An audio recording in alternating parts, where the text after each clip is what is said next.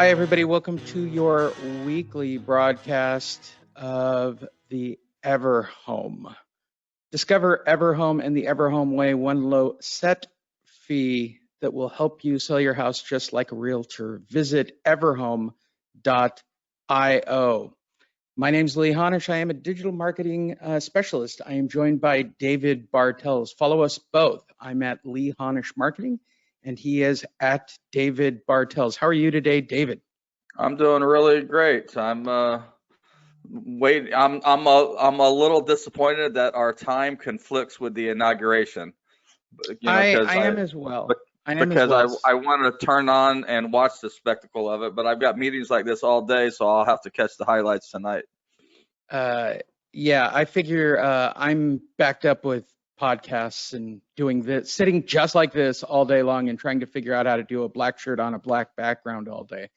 Um, hmm that was my brilliant idea when traveling. Just take a background and you'll work it out.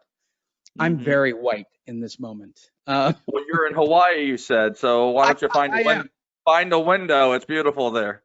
I did. I actually spent the entire first day with a webcam shooting over my shoulder to try to get the water that's just that way, and it Yeah. bleaches out for this particular webcam. Oh. If you guys want to I'd, go see I'd it, be I'd be doing it from the patio.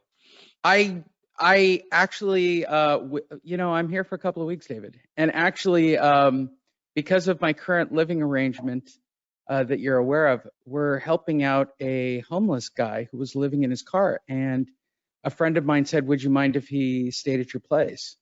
And I said, "Absolutely, get him back on his feet." And I gave my buddy my keys to take care of my stuff, and on the first day, he goes, "There is hope for you, Lee." I said, "I." Well, anybody that spends a few minutes with you knows that. Ah, you're too kind, too kind.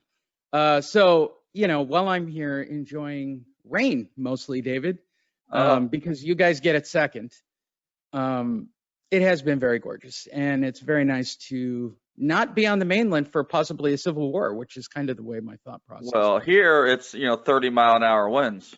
Oh, So we're having big Santa Ana winds in Ventura County, and so hopefully that'll subside in a day or two. But anyway, that's nobody cares about all that stuff. nobody cares about our lives, our simple lives of being in Southern California while they freeze everywhere else in the United States. This is the Everhome broadcast podcast live event. We really appreciate you all being here. Please check out our sponsor at everhome.io. Let's get right into it. This is our industry segment, and it's probably the biggest news, and probably for those that are here live that'll have tons of questions. So go ahead and load them up, and we'll get to them when we get a break. This is about FHFA extending the foreclosure eviction moratorium until February. This is the fifth time that it has been extended. The Federal Housing Finance Agency announced on Tuesday that Fannie Mae and Freddie Mac will once again extend the moratorium on single-family foreclosures and real estate-owned evictions, this time until February 28th. Okay, so we'll start right here, David, with my first point. I didn't give you any bullet points this time. This is in my wheelhouse. So we're back to spreader theory. Okay, this is a 2007 thing with, I should say a 2010 thing that we in the banking industry thought forbearance agreements, then we thought loan modifications. We're in a different situation this time, right? Yeah. So my question to start this all off, where are we putting a Band-Aid on this situation? We're just increasing the amount of money that's owed to the people who own the buildings, basically, and to the banks that have lent the money. This is not a forever thing. There's got to be a way to compensate this. And I don't think, from my perspective, that the federal government can come in and go, here's $1 trillion and everybody's paid off. I don't think that's a thing either. So we're doing, once again, what I thought was not a good plan in 2010 with loan modifications, which I'd heard it bantied in banking meetings of just sort of pushing out bad debts. So I guess my first question is, can you constantly put a Band-Aid on this situation? Well, eventually there'll be a reckoning. Now, limitations to what they're doing that we should probably note, and that is it only applies to those loans that are owned by Fannie Mae or Freddie Mac. Now, that's most of them, probably 60%, and they're going to be loans at the lower end of the spectrum. Generally, loans, we'll just call it under 600,000. It's a little higher than that. So those loans are the ones that you're not going to get a foreclosure on if you are if you live in a house as a tenant and the owner of that house has one of these kinds of loans. But it also applies to evictions as well. So, right. The bottom line is it pushes it out. And I think that what they're seeing is they're seeing a declining number of houses in forbearance every single month. And then they're hoping that if they give these landlords and tenants a little more time, that it'll get down to a number that's a lot more manageable to them. Now, note that they're only extending it by 1 month, but that doesn't mean that they won't extend it again. So it seems probable that they're going to extend it each month until they feel like they can tackle it.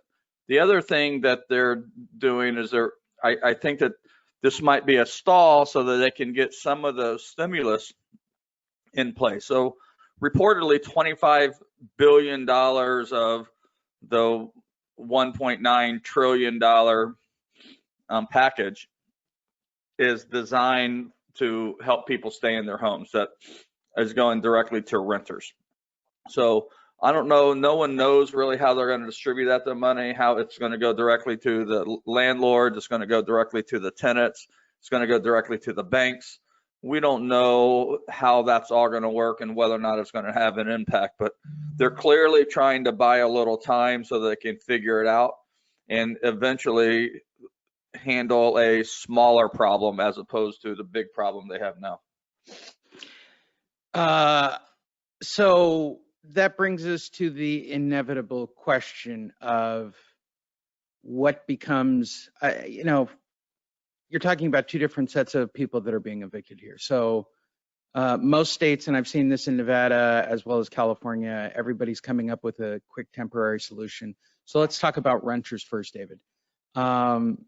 Eventually, they're all going to have to pay 6 months to a year's worth of back due rent. What do you see? Just hypothesize. Good word. What do you see happening to renters that owe a year of back rent? Where do you see them going? Small claims court. Yeah. These landlords want their money, right? And these landlords are going to make every attempt to collect their money. And they have loosened up some of the rules, at least in California, where what was a $10,000 cap on small claims court, if it's a rental matter related to COVID, they have waived that so that people can make those claims right in small claims court. So it's faster and it's more economical to do. They also have the right to do it in superior court, and bring a civil claim in the more traditional way. But the short answer is I think that there's going to be a lot of landlords, the moment they're allowed to, is they're going to be doing two things. They're going to be moving to evict these these renters who have not paid, and they're going to look to get a judgment lien of some sort that will require them to pay, somehow, some way, over time. And how that collection process is going to go, I don't know, but you're going to see a lot of that. And hopefully a lot of these people, these renters in particular that are late, they have found employment and they have been making at least partial payments, and they are doing it with the intent to be able to work it out. And there may be some compromise that's going on to help both the landlord and the tenant get through it. I'm not hearing a lot of stories like that. It's, but hopefully that's what's going on. But in the end, the good news is that the renters who are not paying appear to be under 5%. So for the most part, it's not, listen, 5% of 100 million houses is a lot, right? But for the most part, it doesn't seem like it's going to overwhelm the economy, and people will find a place to go, and all that stuff will get worked out. It always gets worked out, but they Right. are afraid of a big homeless problem. I would be too. And that takes us into the second part, which is evictions with banking situations. I'm sure real GSEs and real banks, they're going to work this out. They did it in 2010. I don't see them not doing it now. I wonder for Alt-A, I guess you could call them lenders, or private, the Quicken Loans of the world, this era's versions of IndyMac and, LoanWorks type companies. They're going to be facing a backlog, and those are companies that can't absorb $100 million or $200 million of lost income. I mean, at the end of the day, a bank operates much like the dollar does, of taking in money so that it can lend out money, and it needs that flow of money. And I'm based on the numbers and Black Knight and everything that I've looked at, it is really indicating that while the numbers aren't going up anymore, you're certainly talking about percentages of default rates. I've heard as high as 5 to 6% of overall default rates, which is staggering. Yeah. Which takes us back to 2010, where if it was 1% higher than the standard 1%, or in those days 0.5% to 1%, that it would be devastating to a bank. And now here we are talking about 5%.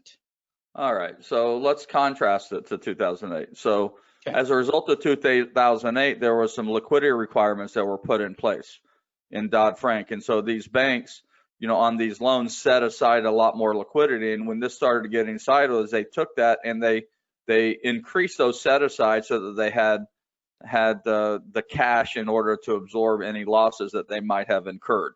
And so when they've done their recent safety test, these banks are doing just fine. There's no talk of disaster, too big to fail. None of that, information circulating, among the industry. And on top of that, the lower interest rates have spurned a refinance business that is beyond their wildest dreams. And these companies are making so much money. They're making record profits during this pandemic. And so they've started moving some of their set aside, the reserves that they set aside, back onto their balance sheet, which is propelling the massive profits. And because they're afraid of the optics, executives are not taking big annual bonuses and quarterly bonuses that they would normally have done, because they don't want to create the appearance that they've taken advantage of COVID and taken advantage of people. So they've waived millions and millions of dollars in personal income bonuses just to avoid that. So don't worry about those guys, is what I'm saying. No, I don't worry about them. The big three are the big three for a reason, right? They've played the game very well, and they do take money from the government, and they've by and large, the big three have behaved about as well as banks can behave. I mean, they've gone a little off the reservation a few times and done some crazy things with their executives historically, but by and large, Wells Chase and B of A have, they've weathered quite a few storms and come out no worse for the wear. So the question we constantly get, right, you and I both have, well, is 2021 the year? Hypothetically, David, let's just play devil's advocate. Let's just say the banks go into the business of foreclosing and collecting on these outstanding loans whenever that day comes, instead of doing loan modifications, whatever the case. First of all, historically, there's no foreclosure market. There's no secondary market for real estate agents. They literally have become a Wall Street commodity. They've literally become a tradable commodity in our economy. And I don't see that changing were there to be a good word coming up, dearth, good word,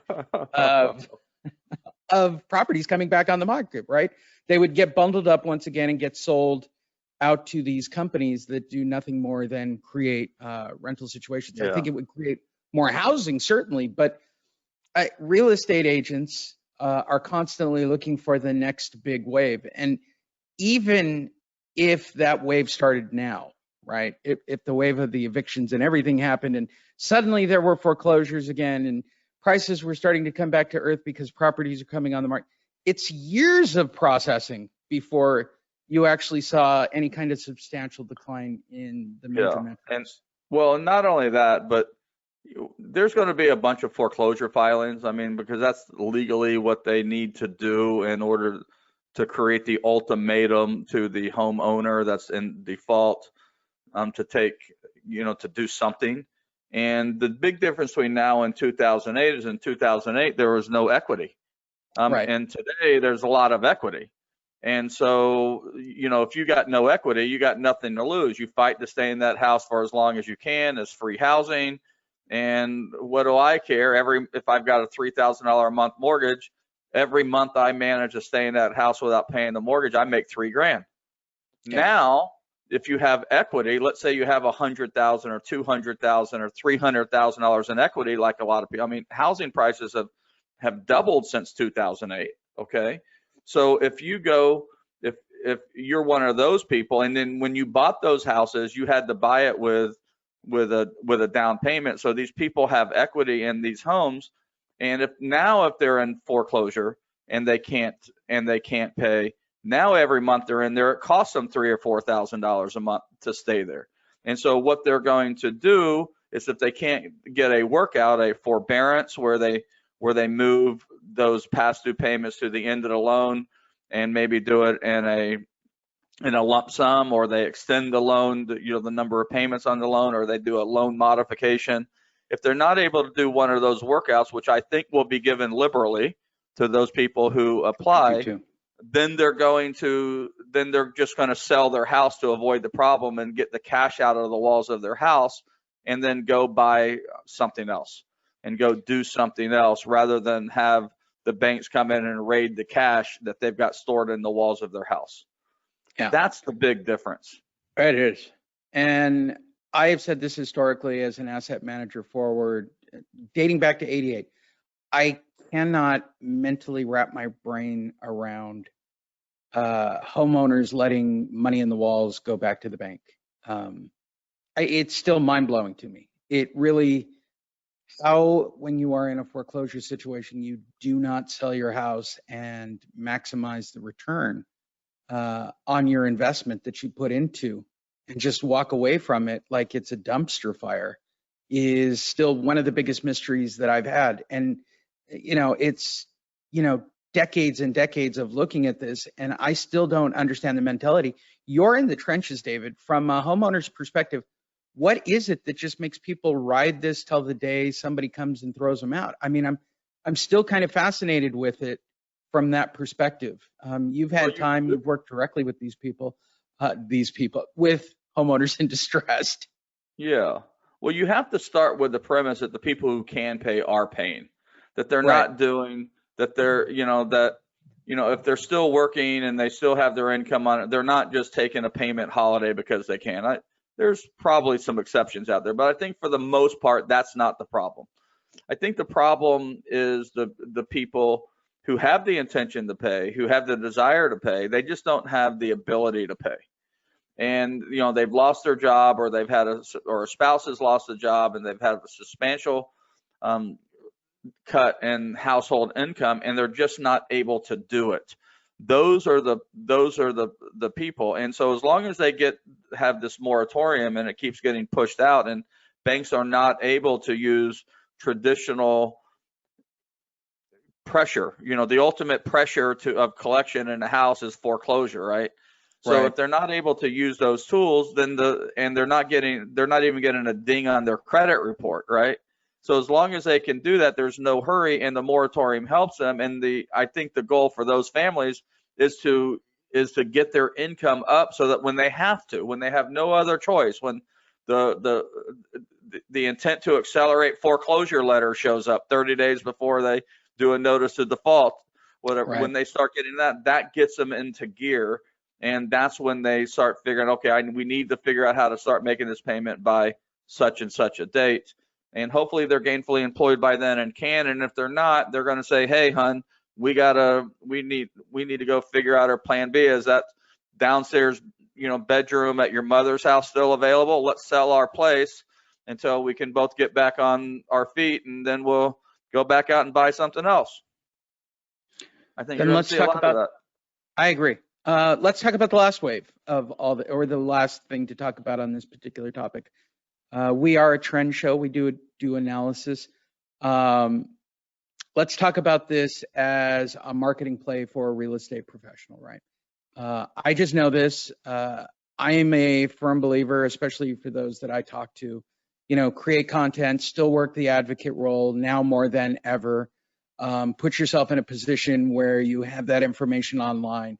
You work with people who've missed payments. We're very much back to the basics, but perhaps you see a different play than I do, David. But I think the easiest perspective, our age-old statement, David, if I was starting real estate today, what would I do? I would immediately start to put content online targeting, and it's a bad word for this, but focusing on people who are in distress. It just seems so logical to me to be putting out help videos or moratorium videos with tagged information, content that it would be beneficial and watched by those consumers. From your perspective, I ask the question as I often do. If you were starting in real estate today, David, where would you focus based on what you see with the trend? Well, all right, so the number one most important thing to focus on is building a database, okay, of potential of people, whether or not they own a house now or not. That's number one. Now, in terms of, wearing a hat as an advocate, listen, it's not really that different what you can do to, there's a segment of the population that we've been talking about that's going to be impacted. And many of them are going to come out just fine, and there's not going to be anything anybody needs to do that the government intervention, the delays, the entitlements that are being sent out, those are going to help people transition. But some people will not make it through that funnel on their end. They're going to need something else, and they're going to be left with much harder choices. And I think that, even the articles you read about this and what the impact is going to be, it can be as simple as taking that and reposting an article and or sending an email to people who might be affected and saying, hey, if you're wondering what the new deal how it might impact you, take a look at this article. And it can be that simple. It can be a little more complicated by reading 2 or 3 articles, distilling your own thoughts in terms of bullet pointing, and doing a quick 2, 3, 4, 5 minute video on what the moratorium means and what your options are if you're not able to make your payment prior to the end of that moratorium.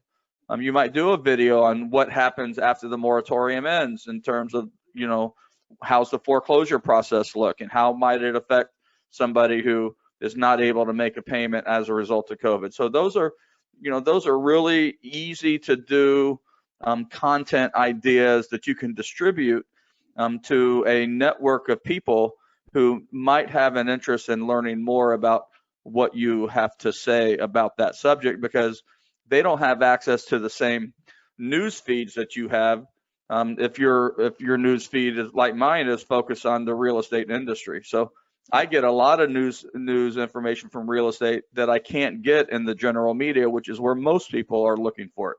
And in the general media, that news is more fluffy. And so you want to get more granular with the information that you're sharing and level it up. Mine is now Snorkel Bob because I said it out loud. And since now,